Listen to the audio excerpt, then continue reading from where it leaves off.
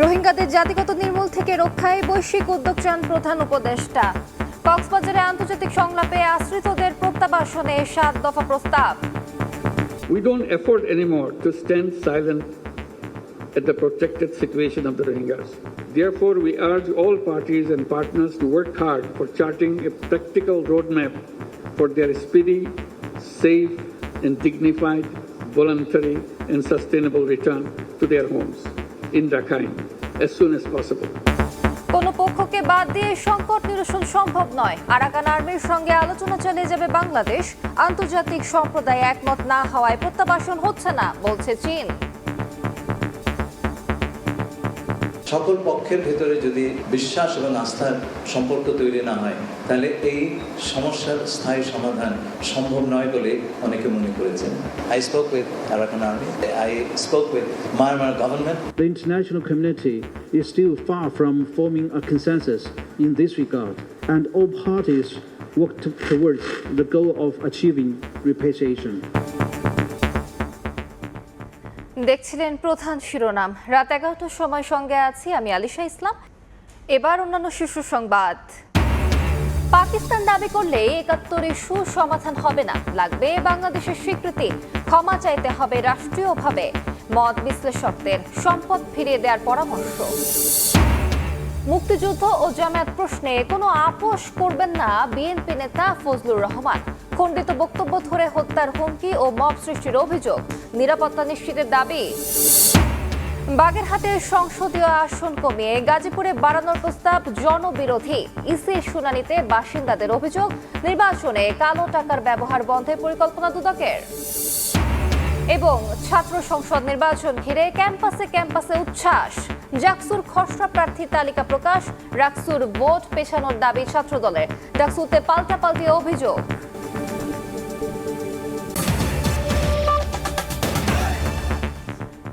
মিয়ানমারের জান্তা ও আরাকান আর্মির হাত থেকে রোহিঙ্গাদের বাঁচাতে বিশ্ব সম্প্রদায়কে কার্যকর উদ্যোগ নেওয়ার আহ্বান জানিয়েছেন প্রধান উপদেষ্টা ডক্টর মোহাম্মদ ইউনূস। কক্সবাজারে আন্তর্জাতিক সম্মেলনে প্রত্যাবাসন নিয়ে ৭ দফা প্রস্তাব তুলে ধরেন তিনি।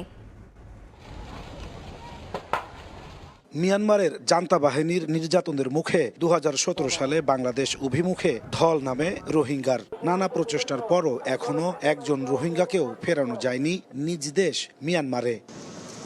৮ বছরে এই প্রথম বড় পরিসরে রোহিঙ্গাদের নিয়ে আন্তর্জাতিক সংলাপের আয়োজন। কক্সবাজারে ৩ দিনব্যাপী আয়োজনে অংশ নেন ৪০টি দেশের প্রতিনিধি, জাতিসংঘ সহ সব অংশীজন। আমন্ত্রণ জানানো হয় সকল রাজনৈতিক দলের নেতাদেরও।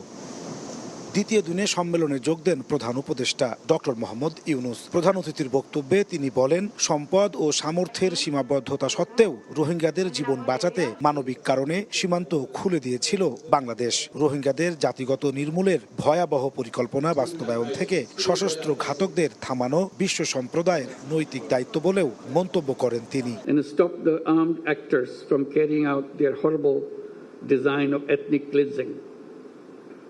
Of the entire Rohingya population. We don't afford anymore to stand silent at the protected situation of the Rohingyas. Hence, we urge upon the international community to undertake collective efforts to stop the Myanmar junta and the Arakan army from unleashing violence against Rohingya. Effective role of the international community is much more needed than ever before. Rohingya সংকট মিয়ানমারের সৃষ্টি সমাধানও সেখানে করতে হবে বলে জানান প্রধান উপদেষ্টা। রোহিঙ্গাদের মর্যাদাপূর্ণ প্রত্যাবাসনে অবদান রাখার সংকল্প ঘোষণা করে ন্যায় বিচার এবং জবাবদিহিতা নিশ্চিতে ৭ দফা প্রস্তাব দেন doctor Yunus. Rohingya crisis emanated from Myanmar, and the solution also lies in Myanmar. All parties must act to end the crisis with greater resolve without any further delay. ৩ দিনের এই সম্মেলনের সারাংশ আগামী ৩০শে সেপ্টেম্বর নিউ ইয়র্কে রোহিঙ্গাদের নিয়ে আয়োজিত আরও একটি বড় প্ল্যাটফর্মে তুলে ধরবেন প্রধান উপদেষ্টা ডক্টর মোহাম্মদ ইউনূস। এর মাধ্যমে আন্তর্জাতিক পর্যায়ে ভুলতে বসা রোহিঙ্গা ইস্যু নতুন করে আবারও আলোচনায় আসার প্রত্যাশা করছে বাংলাদেশ। একই সঙ্গে সেখান থেকে নতুন কোনো পথের দিশাও আসতে পারে, যার মাধ্যমে মিয়ানমারের রোহিঙ্গাদের টেকসই প্রত্যাবাসন সম্ভব হবে। নাজমুস সালেহী, সময় সংবাদ, কক্সবাজার। আন্তর্জাতিক সম্প্রদায় একমত না হয় রোহিঙ্গাদের প্রত্যাবাসন সম্ভব হচ্ছে না বলে মন্তব্য করেছেন বাংলাদেশে নিযুক্ত চীনের রাষ্ট্রদূত ইয়াওয়েন। কোনো পক্ষকে বাদ দিয়ে সংকট নিরসন সম্ভব নয় বলে মন্তব্য করেছেন জাতীয় নিরাপত্তা উপদেষ্টা খলিলুর রহমান। কক্সবাজারে আয়োজিত 3 দিন ব্যাপী আন্তর্জাতিক সম্মেলনের দ্বিতীয় দিনে অংশীজন সংলাপে অংশ নিয়ে এ কথা বলেন তারা। রোহিঙ্গা সংকটের সমাধান খুঁজতে কক্সবাজারে চলছে 3 দিনের আন্তর্জাতিক সম্মেলন। এই সম্মেলনে অংশ নিয়েছেন দেশি বিদেশি প্রতিনিধিরা। উঠে আসছে নানা মতামত। রাজনীতিবিদরা বলেন রোহিঙ্গা প্রত্যাবাসনই সংকটের একমাত্র সমাধান। They have to go back to their own country with their citizenship. That's what they call dignified. That must be safe. And we hope any political party that will come to power will carry forward the flag of negotiation. Global power and organizations should take collective measures like sanctions, diplomatic pressure, and referral to international courts. Change that deportation of Rohingyas to their motherland is the only solution. প্রত্যাবাসনের জন্য বাংলাদেশ মিয়ানমারকে চুক্তির পরামর্শ দিয়ে চীনা রাষ্ট্রদূত বলেন সব পক্ষের সঙ্গে আলোচনার মাধ্যমে রোহিঙ্গা সংকটের সমাধানে সচেষ্ট Beijing. On many occasions, they yearn to return to their homeland and do not wish to see their children remain refugees. The prerequisite for resolving this issue lies in ending hostility. The key point is to stick to repatriation, and the path forward remains the negotiated consensus between Bangladesh and Myanmar under the support of the international community. China stands ready to continue providing support within its capacity to promote dialogue, build consensus, and advance repatriation. Rohingya সমস্যাকে ক্যান্সারের সঙ্গে তুলনা করে জাতীয় নিরাপত্তা উপদেষ্টা বলেন কোনো পক্ষকে বাদ দিয়ে সংকট নিরসন সম্ভব নয়। I spoke with Arakan Army. I spoke with Myanmar government. This has to be done to resolve this problem. You cannot solve this problem by keeping one important actor outside. Rohingya সংকটকে এই অঞ্চলের নিরাপত্তার জন্য হুমকি হিসেবেও মন্তব্য করেন ডক্টর খলিলুর রহমান। সবকিছু প্রথমবার আতাউর কাউসার, সময় সংবাদ, ঢাকা। জুলাই আন্দোলন নিয়ে খণ্ডিত বক্তব্য ধরে হত্যার হুমকি ও মব সৃষ্টি করা হচ্ছে উল্লেখ করে নিজ ও পরিবারের নিরাপত্তা নিশ্চিতের দাবি জানিয়েছেন বিএনপি চেয়ারপারসনের উপদেষ্টা অ্যাডভোকেট ফজলুর রহমান। মুক্তিযুদ্ধ ও জামায়াত প্রশ্নে কোনো আপোষ করবেন না বলেও জানান তিনি। সময়ের সবচেয়ে আলোচিত নাম অ্যাডভোকেট ফজলুর রহমান। বেগম খালেদা জিয়ার উপদেষ্টা হয়ে টকশো, সভা সমাবেশে নানা বক্তব্যে বারবার আলোচনায় তিনি। সবশেষ জুলাই আগস্টের আন্দোলন নিয়ে তার এক বক্তব্য ঝড় তুলেছে রাজনীতিতে। তার গ্রেফতারের দাবিতে কর্মসূচি, এমনকি তার বাড়ির সামনেও বিক্ষোভ হয়েছে। ফজলুর রহমানের বক্তব্যকে উদ্ভট ও শৃঙ্খলা পরিপন্থী উল্লেখ করে তাকে কারণ দর্শানোর নোটিশ দিয়েছে বিএনপি। এমন প্রেক্ষাপটে হাইকোর্ট প্রাঙ্গণে সাংবাদিকদের সামনে হাজির হন সাবেক এমপি। সঙ্গে ছিলেন স্ত্রী ও ছেলে। ফজলুর রহমানের দাবি তার বক্তব্য খণ্ডিতভাবে প্রচার করা হয়েছে। বক্তব্যের সত্যতার প্রমাণ দিতে পারলে ক্ষমা চাইতেও প্রস্তুত তিনি। আমার বক্তব্যটা সামনে না আপনারা বাজান, যদি আমার কোনো ভুল হয়ে থাকে, কেউ হয়ে থাকে, আমাকে বুঝাইতে পারে যে এখানে আপনি ভুল কইছেন, তাইলে আমি সঙ্গে সঙ্গে হাত জোর করে মাপ চাই। পুরা বক্তব্যটা বাজাইতে হবে আমি কি কইছি, পুরা। ওই একটা ইউটিউবের একটা লাইন বাজায় হবে না। ফজলুর রহমান বলেন বাসার সামনে মব সৃষ্টি করা হচ্ছে, হুমকি দেয়া হচ্ছে প্রাণ নাশেরও। পরিবার নিরাপত্তাহীনতায় ভুগছেন বলেও জানান। আমার জীবনে আমি মৃত্যু ভয় পাই না, কিন্তু আমি মনে করি অপমৃত্যু তো আমার প্রাপ্য নয়। দেশটার জন্য আমি যুদ্ধ করেছি, কাজে আমার এদেশে বাঁচার অধিকার আছে। আজকে যে সন্তানেরা আমার বিরুদ্ধে স্লোগান দাও, তোমাদের জন্য একটা স্বাধীন দেশ সৃষ্টি করার জন্য আমি যুদ্ধ করেছিলাম, তোমাদের কাছ থেকে কি আমি অপমৃত্যুটা আমার কাম্য? যদি আমার কোনো কথায় তোমরা মনে করে থাকো আমি দেশের বিরুদ্ধে কথা বলছি বা তোমাদের কর্মকাণ্ডের বিরুদ্ধে কথা বলছি, আমার বিরুদ্ধে মামলা করো, আমাকে গ্রেফতার করো, আমাকে শাস্তি দাও। মুক্তিযুদ্ধ এবং মুক্তিযুদ্ধে জামাতের ভূমিকা নিয়ে কোনো আপোষ করবেন না বলেও জানান ফজলুর রহমান। ৭১ সনের মুক্তিযুদ্ধ ছিল ভাইয়ে ভাইয়ে গন্ডগোল, এবং এইটা একটা চক্রান্তকারী দেশ এই গণ্ডগোলটা লাগাইছে, সেই দিন থেকে আমি মুক্তিযোদ্ধা হিসাবে আমার পবিত্র দায়িত্ব মনে করছি জামাতের এই মুক্তিযুদ্ধ বিরোধী কথার বিরুদ্ধে নিজেকে অবস্থানে নেওয়া। আমি এই ব্যাপারে কোনো কম্প্রোমাইজ করব না। দলের নোটিশের বিষয়ে খুব শিগগিরই জবাব দেবেন বলেও জানান অ্যাডভোকেট ফজলুর রহমান। আফজাল হোসেন, সময় সংবাদ, ঢাকা। হাইকোর্ট বিভাগের অতিরিক্ত বিচারক হিসেবে একসঙ্গে 25 জনকে নিয়োগ দিয়েছেন রাষ্ট্রপতি। সোমবার রাষ্ট্রপতির আদেশক্রমে এ বিষয়ে প্রজ্ঞাপন জারি করেছে আইন মন্ত্রণালয়। প্রজ্ঞাপনে বলা হয় 25 জন শপথ গ্রহণের তারিখ থেকে অনধিক 2 বছরের জন্য বাংলাদেশ সুপ্রিম কোর্ট হাইকোর্ট বিভাগের অতিরিক্ত বিচারক হিসেবে শপথ নেবেন। বাগেরহাটের আসন কমিয়ে গাজীপুরে বাড়ানোর প্রস্তাব জনবিরোধী।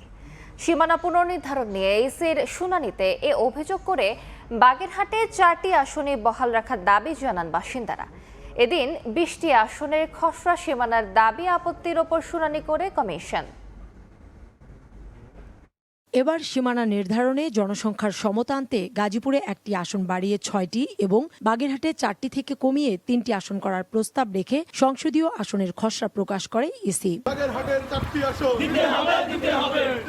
প্রতিবাদে 4টি আসনই বহালের দাবিতে রাজপথে নামেন বাগেরহাটবাসী। রোববার সড়ক অবরোধ ও হরতাল পালন করেন তারা। পরদিনই সীমানা পুনর্নির্ধারণের বিষয়ে দাবি ও আপত্তির শুনানিতে অংশ নেন বাগেরহাট 2 ও 3 আসনের আপিলকারীরা। 4টি আসনই বহাল না রাখলে উচ্চ আদালতে যাওয়ার কথা জানিয়ে দেন তারা। বাগেরহাটবাসীর যে অধিকার, সেই অধিকার থেকে বঞ্চিত করে ওনাদের উপরে যে অর্পিত দায়িত্ব আছে সংবিধানের 118-19-এ, তার লঙ্ঘন কিছুটা ঘটেছে।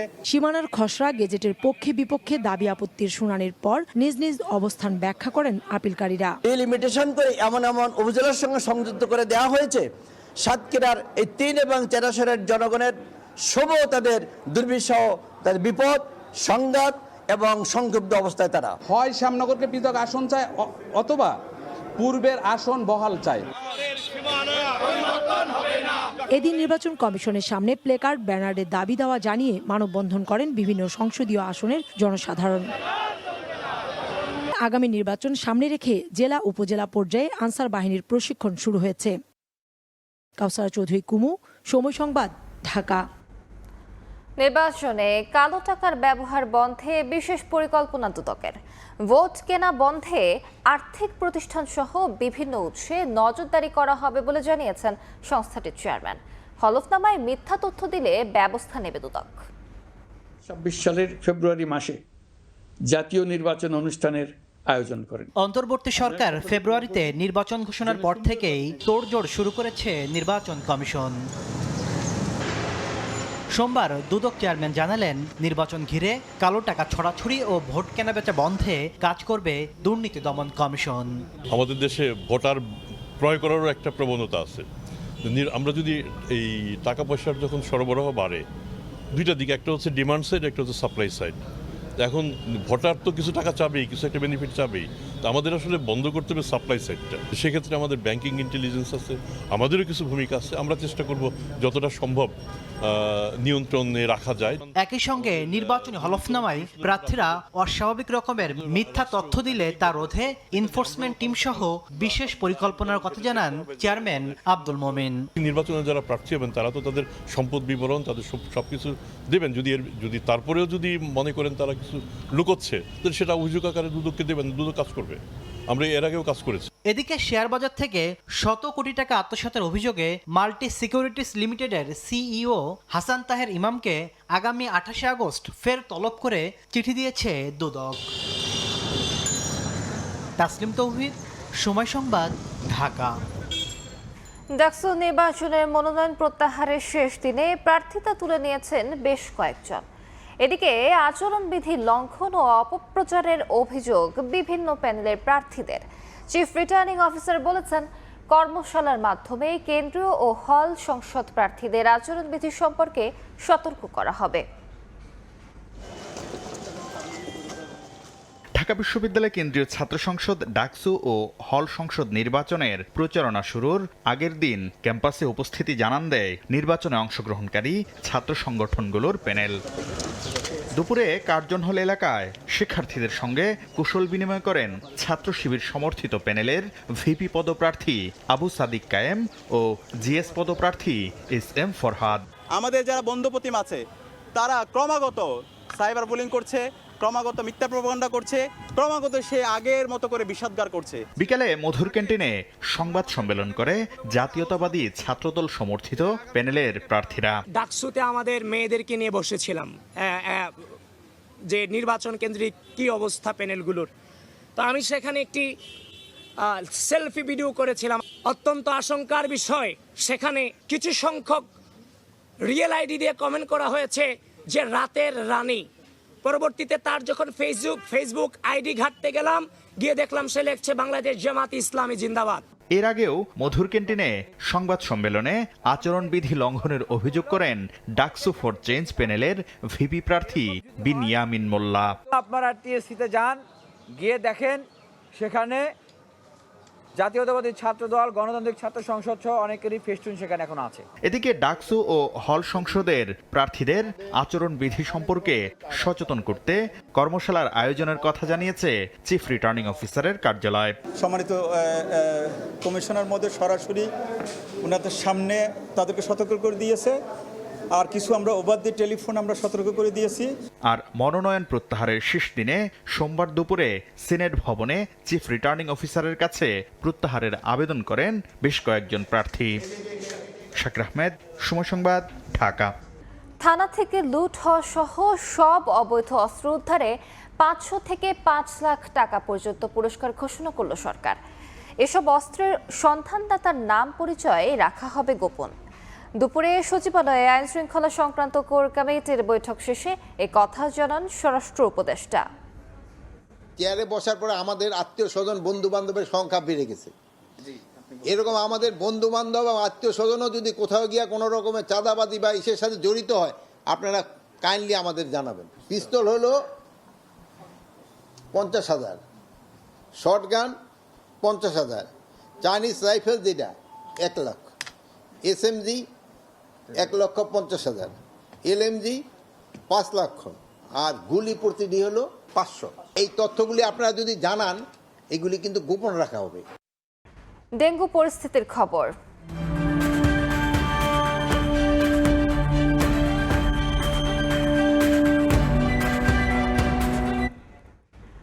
প্রতি বছর বর্ষা এলেই বাড়ে ডেঙ্গুর প্রবণতা। এবারের চিত্র আরও উদ্বেগজনক। ডেঙ্গু প্রতিরোধে সচেতনতার পাশাপাশি সংশ্লিষ্ট সংস্থাগুলোকে কার্যকর উদ্যোগ নেওয়ার আহ্বান বিশেষজ্ঞদের। বিস্তারিত শবনম নিবিড়ের রিপোর্টে। বর্ষার আগমনের সঙ্গে যেন পাল্লা দিয়ে বাড়ে ডেঙ্গুর প্রাদুর্ভাব, তৈরি হয় এডিসের লার্ভার জন্য অনুকূল পরিবেশ। বর্তমানে দেশের হাসপাতালগুলোতে আক্রান্ত রোগীর সংখ্যা বৃদ্ধির সঙ্গে আশঙ্কাজনক হারে বেড়ে চলেছে মৃত্যুহার। স্বাস্থ্য অধিদপ্তরের তথ্য মতে গত 21 আগস্ট একদিনেই মারা গেছেন 5 জন। একদিনের ব্যবধানে 23 আগস্ট মারা যায় আরও 4 জন রোগী। চলতি মৌসুমে এখন পর্যন্ত সারা দেশে সবচেয়ে বেশি প্রাদুর্ভাব দেখা গেছে দক্ষিণবঙ্গে। আক্রান্ত হওয়ার পরেও শুরুতেই যদি চিকিৎসকের শরণাপন্ন হওয়া যায়, তাহলে এই রোগের মৃত্যু তথা অন্যান্য জটিলতা থেকে নিজেদেরকে রক্ষা করা সম্ভব। কীটতত্ত্ববিদ বলছেন এডিস মশা সাধারণত পরিষ্কার পানিতে ডিম পাড়ে। ডেঙ্গু যদি আমরা ঠেকাতে চাই, তাহলে যেটি প্রয়োজন সেটি হচ্ছে হটস্পট ম্যানেজমেন্ট। নাগরিকদেরও সম্পৃক্ত হতে হবে, নিশ্চিত করতে হবে যেন কোথাও কোনো পাত্রে পানি জমা না হয়। রাতে মশারি ব্যবহারের অভ্যাস গড়ে তোলার পাশাপাশি ডেঙ্গুর প্রকোপ থেকে রেহাই পেতে সর্বোচ্চ সচেতন থাকার পরামর্শ বিশেষজ্ঞদের। শবনব নিবিড়, সময় সংবাদ, ঢাকা। এবার আবহাওয়ার খবর।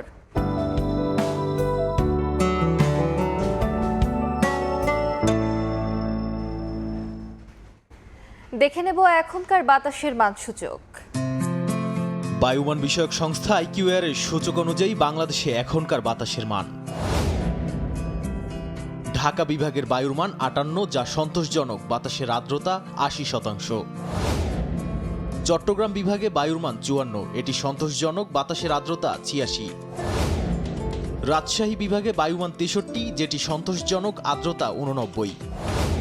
সিলেট বিভাগে বায়ুর মান 64, এটিও সন্তোষজনক। বাতাসের আর্দ্রতা 83।